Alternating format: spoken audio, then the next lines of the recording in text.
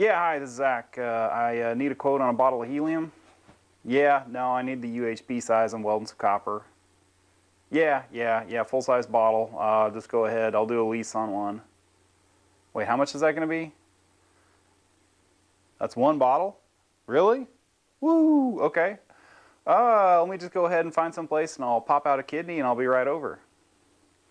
Hey guys, Darlington Farm here. We're just out here in the shop and yeah, I have been trying to get just a simple project cranked out this morning, and every time I get going on something my damn phone rings. So I'm finally actually getting going here. I'm going to start, doing some welding. I got to make this real simple bottle rack. It's just like looks like an E, and it's for the same customer actually that gave me this Monarch. So anyway, should be a real quick, easy build here, but just every time I get going here, I get another phone call and have to price something out or get a quote out, and it's just been kind of a pain in the butt. Anyway, yeah, so I've been using, I figured I'd give these guys a plug, these squares here from Off the Hook Fabrications. I bought a pancake hood from them.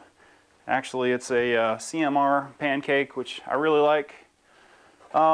Nice, light, real super light compared to my other hood there. Anyway, they screwed up my order, and the guy made it right. He sent me a couple of these squares to make up for screwing up my order there. So anyway, yeah, I've been using them on a couple projects. On those stairs I built, I used them on some pipe, and then also I've been using them on, or gonna use them on this guy. Really like them. Nice design. They look, badass. You look like you could, if somebody doesn't pay their bill, you could, jam it in their brain. Anyway, but yeah, they work really well. If you're doing a pipe fitting, they stay out of the way here in the corner, and they're just generally pretty handy to have around. So I really like them. Definitely give those guys a look up there, thumbs up, Off the Hook Fabrication. But yeah, I gotta actually put the camera down here and get some welding done. Should be interesting. I have a copper project coming in here shortly. I'll video that guy. That should actually be here at the house, which will be nice. More projects that are actually here at the house I like. Anyway, so yeah, some copper repairs and some copper fabrication. That should be pretty interesting. My Dynasty is back. I picked it up yesterday. Happy to have it back. They ended up putting a new main board and a new flyback board and a new cooler power board. So it needed some serious work there. I think what I'm gonna go ahead and do is pick up maybe a Dynasty 400. I had been looking at, buying another one of these as a backup. I've been cruising eBay and I almost bought a 280 with a foot pedal for a backup, and I think I'm just gonna go ahead and buy a new 400 new. I have this copper gig coming up here, and I think that I can turn that into kind of some regular work. So I think I'm gonna go ahead and, yeah, pick up a 400 just for having more power, because man, having the 210 there is somewhat limiting, but I also kind of need it because I can run it off 110 also. I think I mentioned this in my other video there, or one of my last videos. I picked up a second Maxstar 210 here.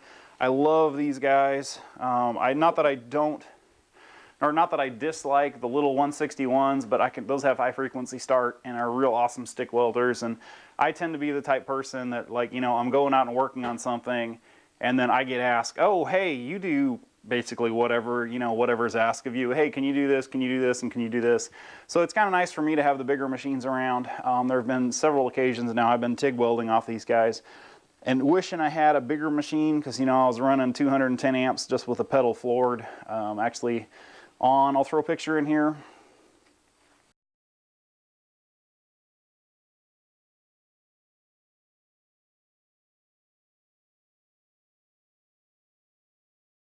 A boiler blast head. I got tasked with fixing that guy.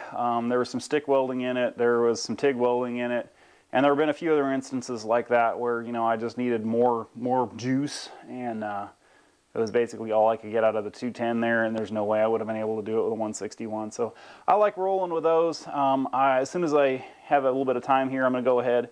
I usually roll with those in a Pelican case, 1650, where it's the welder, the foot pedal, all the cords, 2 torches, and all that. And you know, one person kind of, I think, commented on the last one, you know, like, why, if you need a backup, like, you know, why'd you buy another MaxStar? Well, basically, I'm going to set up a second one of those and just leave it packed to where if I'm out on a trip and I have problems with my other machine, I can just have my wife take the whole rolling case to FedEx it to me, and I can have another machine there the next day. So that's my end goal for, you know, for that, is just having it set up like that where I can just drop the case off, or, you know, have the case dropped off, shipped to me, and I have, you know, another machine the next day. So anyway, that was my thought process there, buying another MaxStar there. I kind of thought about doing that for a Dynasty, but you know, kind of having just only the 200 amp machine is a little limiting. You know, I can blend in helium and get it to where I can do thicker aluminum, but there's been a couple instances now where having a bigger machine would have been very advantageous, and I think I'm just going to go ahead and buy a 400. I don't really have any need for the, you know, the monster 800, but yeah, a 400 I definitely think I could use. So that's on my shopping list now. So I had a little bit of time last night, and I just kind of was a little stressed and needed some shop therapy here. So I went ahead and changed out the motor in the Monarch. I'll let you see that guy. Change this guy out. It's over here. That guy's hanging out. I think it has a bad shunt coil in it. But anyway, got the new one in there, got it working. The knob for the carriage here, as you can see, or the knob for the crossfeed is messed up. The clutch for it is messed up as well. So if I engage, I guess you have to actually have it run anyway. If you engage the power feed on the cross slide here, it sticks. So I got to pull this clutch apart and mess with it. But everything else seems to work on this guy okay.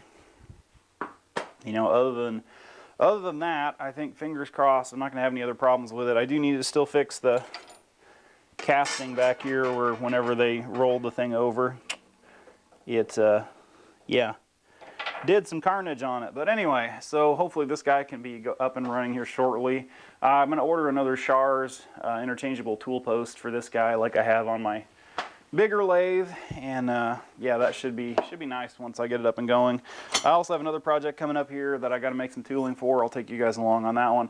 I got to pull some headers here, and I got to make a die for this outside here to go ahead and be able to pull there to where I can just weld these ferrules on here, just like that. Whoops. Well, anyway. Yeah, you get the idea. So they get welded on there like that, and that should be a pretty easy project, but I just need to make the tool to be able to actually do it. And anyway, yeah, that's pretty much what's going on at the moment. I just need to actually put the camera down here.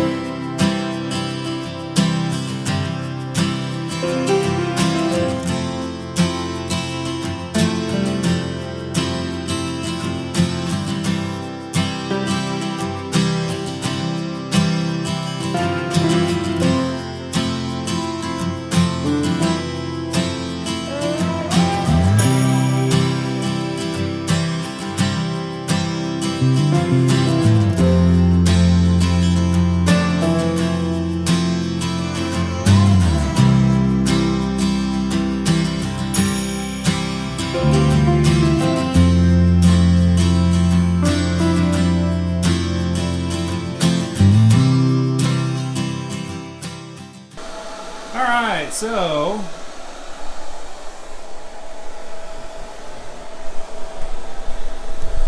nice, quick, easy project. Gotta take it outside here, buff it up, throw it on the truck, and deliver it tomorrow. Hey YouTubes, well, I got this guy finished up here. I thought I'd let you see it, and yeah, I'm gonna pack it in for the day.